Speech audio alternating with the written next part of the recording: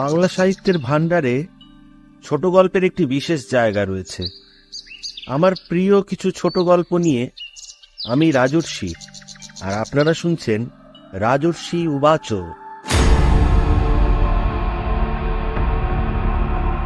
আজকে শোনাবো সত্যজিৎ রায়ের গল্প আমি ভূত।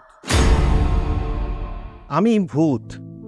আজ থেকে ঠিক 3.5 বছর আগে আমি জ্যান্ত ছিলাম। সেই সময় এই দেওঘরের এই বাড়িতেই আগুনে পুড়ে আমার জ্যান্ত অবস্থা শেষ হয়। এই বাড়ির নাম লিলি ভিলা। আমি এখানে এসেছিলাম আমার এক বন্ধুর সঙ্গে ছুটি কাটাতে। একদিন স্টোভে চা করতে গিয়ে স্টোভ ফেটে আমার কাপড়ে আগুন ধরে যায়। আমার মুখেও আগুন লেগেছিল, এইটুকু আমার মনে আছে। তারপর আর কিছু মনে নেই। তারপর থেকে আমি এই বাড়িরই বাসিন্দা হয়ে গেছি। আমার চেহারা এখন কীরকম তা আমি নিজে জানি না, কারণ আয়নায় ভূতের ছায়া পড়ে না। জলেও যে পড়ে না সেটা ওই বাঁড়ুজ্যেদের পুকুরে পরখ করে দেখেছি। খুব যে আহামরি চেহারা নয় সেটা বুঝেছি একটা ঘটনা থেকে। ওই লিলি ভিলায় 2 বছর আগে একটা পরিবার ছুটি কাটাতে এসেছিল। সেই পরিবারের কর্তা একদিন আমার মুখোমুখি পড়ে গিয়ে চোখ কপালে তুলে ভিড়মি গিয়েছিলেন। দোষটা অবশ্য আমারই। ভূত দেখা দেবে কি অদৃশ্য থাকবে সেটা ভূতের মর্জির উপর নির্ভর করে।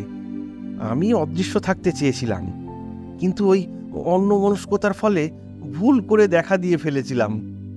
এই ঘটনার পরে বুঝতে পেরেছিলাম যে আগুনে পুড়ে শরীর আর মুখের যে অবস্থা হয়েছিল, ভূত হয়েও সেই অবস্থাটাই রয়ে গেছে।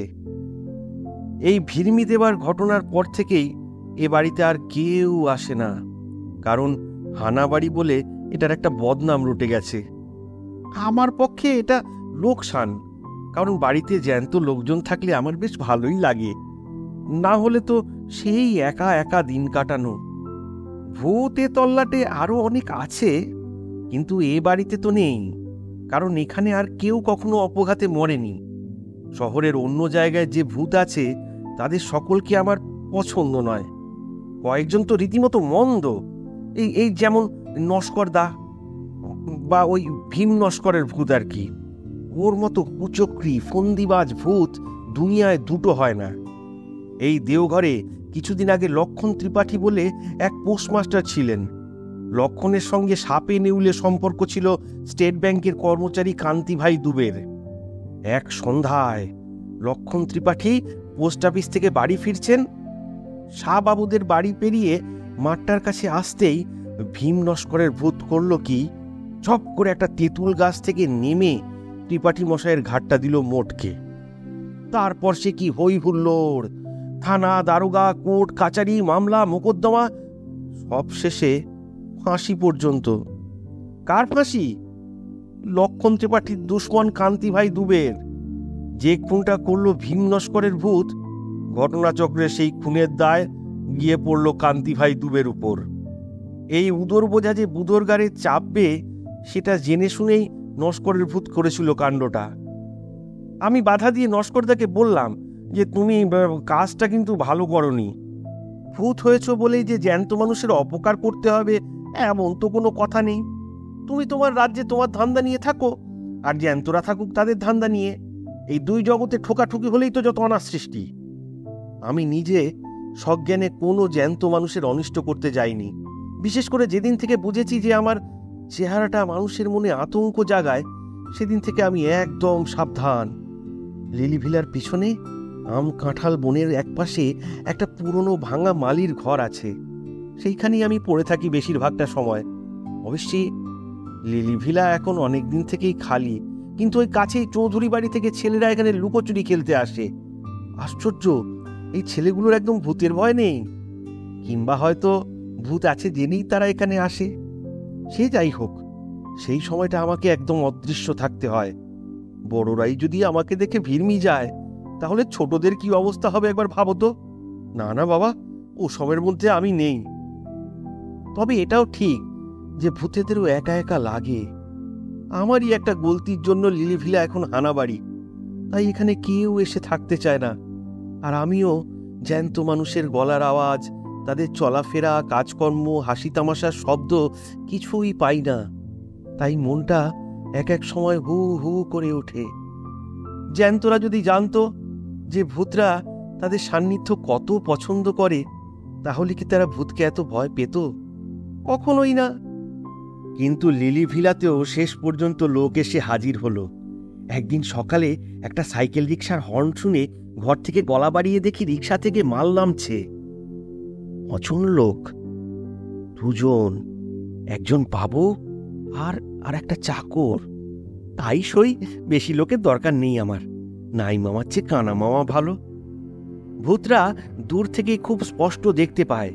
তাই বলছি, বাবুটির বয়স বছর 50-এর কাছাকাছি, বেঁটে, মাথায় টাক, খোঁচা খোঁচা গোঁফ, ঘন ভুরু আর ভ্রুকুটি করা চোখ।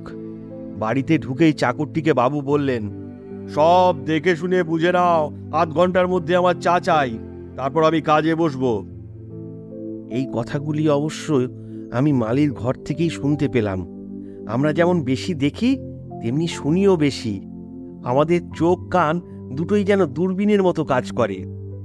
চাকর আধ ঘন্টার মধ্যেই বাবুকে চা বিস্কুট এনে দিল। বাবু তখন বাগানের দিকের ঘরটায় তার বাক্স খুলে জিনিসপত্র বার করে গুছিয়ে রাখছেন। জানলার সামনে একটা টেবিল চেয়ার, তার উপর দোয়াত, কলম, কাগজ সব রাখা হয়েছে। ও, ইনি তাহলে লেখক? খুব নামকরা লেখক কি? হ্যাঁ, তাই। ভদ্রলোক আসার ঘণ্টাখানেকের মধ্যেই দেওঘরের জনা আষ্টেক বাঙালি এসে হাজির হলো লিলি ভিলাতে। তখনই জানলাম ভদ্রলোকের নাম নারায়ণ শর্মা। আসল নাম না ছদ্মনাম তা জানি না, তবে এই নামেই সকলকে ডাকতে শুনলাম। বাঙালির দল নারায়ণবাবুকে দেওঘরে পেয়ে কৃতার্থ। এত বড় একজন কাউকে তো সবসময় পাওয়া যায় না। তাই যদি ভদ্রলোকের আপত্তি না থাকে, তাহলে এখানকার সকলে তাকে একদিন সম্বর্ধনা জানাতে ইচ্ছুক। নারায়ণ শর্মা লোকটি দেখলাম বেশ কড়া।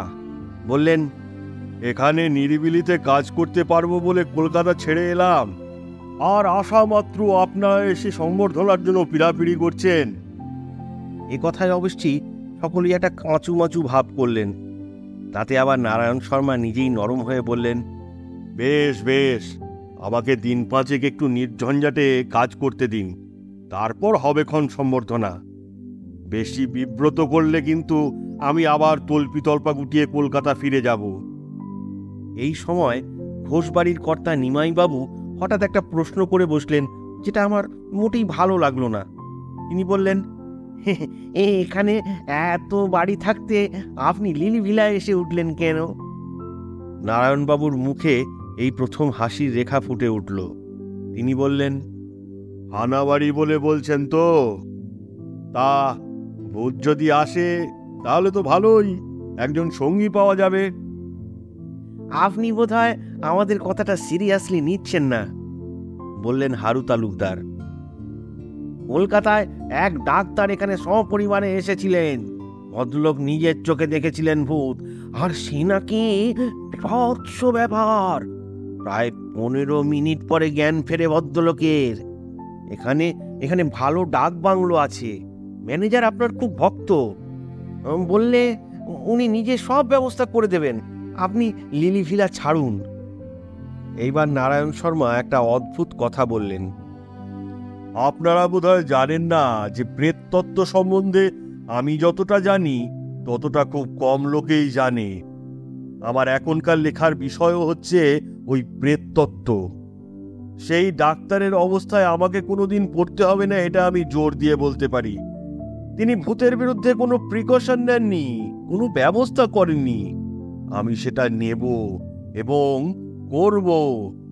ভূত আমার কিচ্ছু করতে পারবে না। আপনারা সদুদ্দেশ্য নিয়েই উপদেশ দিতে এসেছেন তা জানি, কিন্তু আমি এই লিলি ভিলাতে থেকেই কাজ করতে চাই। এ বাড়িতে আমি ছেলে বয়সে এসেছি, তখনকার অনেক স্মৃতি আমার এই বাড়ির সঙ্গে জড়িয়ে আছে। ভূতের বিরুদ্ধে ব্যবস্থার কথাটা আমি প্রথম শুনলাম। কথাটা মোটেও ভালো লাগলো না। আর প্রেততত্ত্ব, ভূত নিয়েও তত্ত্ব হয় নাকি? এসব কি বলছেন নারায়ণ শর্মা? অবশ্যই এখন এসব ভেবে কোনো লাভ নেই। রাতটা আসুক, আপনা থেকেই সব প্রশ্নের উত্তর মিলবে বলে আমার বিশ্বাস। তবে এই ব্যবস্থার কথাটা শুনে অবধি আমার মন বলছিল যে খবরটা একবার অন্তত মজা দেখার জন্যও ওই ভীম নস্করকে জানানো উচিত। সে জ্যান্ত মানুষের ঘাড় মটকাবার কায়দা রপ্ত করেছে। না জানি সে খবর শুনে কি বলবে। বেলা যতই বাড়তে লাগলো ততই আমার ছটফটানিও বেড়ে চলল।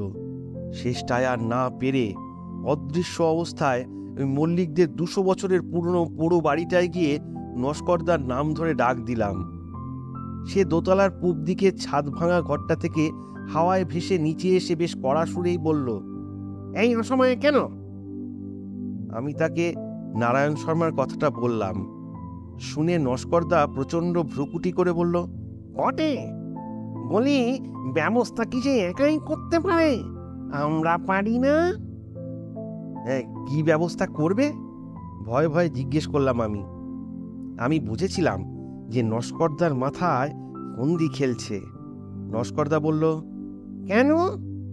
বেঁচে থাকতে 32 বছর ধরে ব্যায়াম করেছিল। ডন, বৈঠক, মুগুর, ডাম্বেল, চেস্ট এক্সপ্যান্ডার কিছুই বাদ দিইনি, বুঝলে? নারায়ণ ছোকরার ঘাড় মটকাবার শক্তি কি আমার নেই? ব্যায়াম যে সে করত সেটা ভীম নস্করকে দেখলেই বোঝা যায়। সে বিষ খেয়ে আত্মহত্যা করেছিল, তাতে তার দেহের কোনো বিকার ঘটেনি। তাই এখনো হাত পা নাড়লে শরীরে মাংসপেশি ঢেউ খেলে যায়। আমি বললাম, তাহলে? আমি জানি যে আমার হৃৎপিণ্ড থাকলে তা এখন ধুকপুক ধুকপুক ধুকপুক ধুকপুক করত। তাহলে আর কিছু না, বলল নস্করদা। আজ রাত 12টায় নারায়ণ শর্মার আয়ু শেষ। ভূতের সঙ্গে চালাকি করলে আর যেই করুক, ভূত কখনো ক্ষমা করবে না। বাকি দিনটা যে কিভাবে কাটলো তা আমিই জানি। এদিকে নারায়ণ শর্মা সারাদিন তাঁর ঘরে বসে লিখেছেন। বিকেলে সূর্য ডোবার বেশ কিছু আগে ভদ্রলোক ঘর থেকে বেরিয়ে বাইরে উত্তরের রাস্তাটা ধরে বেশ খানিকটা হেঁটে আকাশে সন্ধ্যা তারাটা বেরোবার কিছুক্ষণের মধ্যেই বাড়ি ফিরলেন। আজ অমাবস্যা, তাই চাঁদ নেই। আমি আমার ডেরা থেকে সবই লক্ষ্য করে যাচ্ছি। এবার নারায়ণ শর্মাকে দেখলাম একটা অদ্ভুত জিনিস করতে। সুটকেস খুলে একটা থলে বার করে তার থেকে একটা গুঁড়ো জিনিসের এক মুঠো নিয়ে একটা ধুনুচির মধ্যে ছড়িয়ে দিয়ে তাতে আগুন দিয়ে ধুনুচিটা ঘরের দরজার চৌকাঠের বাইরে রেখে দিলেন। সেই ধুনুচি থেকে গলগল গলগল করে ধোঁয়া উঠতে লাগলো, আর দক্ষিণের হাওয়া সেই ধোঁয়াকে সোজা এনে ফেললো আমার ডেরায়। বাপরে বাপ, এ কি অবস্থা! ভূতেরা কোনো গন্ধ পায় না, কিন্তু এ গন্ধ দেখছি নাকের মধ্যে দিয়ে একেবারে ব্রহ্মতালুতে পৌঁছে গেছে। এ কি সর্বনাশ! এই অবস্থায় নস্করদাও এই বাড়ির ত্রিসীমানায় আসতে পারবে না। আর সত্যি তাই হলো। মাঝরাত 3 নাগাদ আমার ঘরের পিছনের পাঁচিলের ওদিক থেকে চাপা গোঙানি শুনলাম। সুধন্য, ও সুধন্য! সুধন্য আমার নাম। বাইরে বেরিয়ে দেখি রাস্তার ধারে ঘাসের উপর নাক টিপে বসে আছেন ভীম নস্কর। নাকি সুরেই কথা বলল সে। 21 বছর হলো গঙ্গা প্রাপ্তি ঘটেছে আমার, আর এই প্রথম জ্যান্ত লোকের কাছে হার মানতে হলো ভাই। মানুষ যে এত কল করতে পারে সে তো আমার জানা ছিল না। ও লোকটা পড়াশোনা করে নস্করদা, ও অনেক কিছু জানে।